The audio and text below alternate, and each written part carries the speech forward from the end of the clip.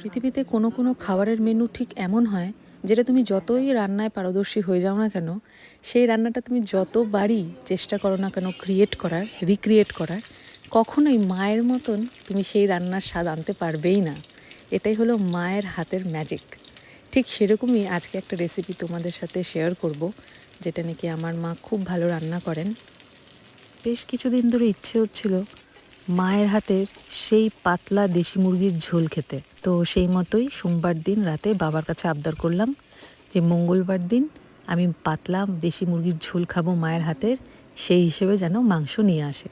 তো বাবা যথারীতি বাজার থেকে মাংসটা নিয়ে এসছে। তারপরে সন্ধ্যের দিকে আজকে মাকে আমি পেঁয়াজ কুচি, লঙ্কা, টমেটো, আদা, রসুন, সব রকমের মশলা বাটা হাতের কাছে এগিয়ে দিলাম।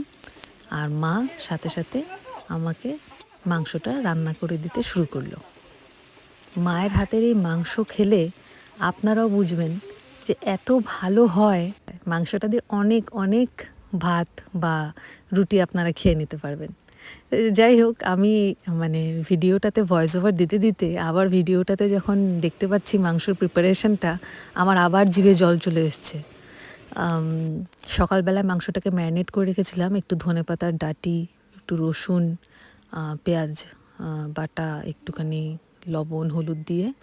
তো তারপরে মা মাংসটা রান্না করলো। মাংসটা খেতে অনবদ্য হয়েছিল, ঠিক যেরকমটা এক্সপেক্ট করেছিলাম। অনেকগুলো ভাত খেয়ে নিয়েছি আমি আর বাবা মিলে, সাথে রুটিও ছিল, রুটিও খেলাম। আজকে দিনটা খুব ভালো কাটলো।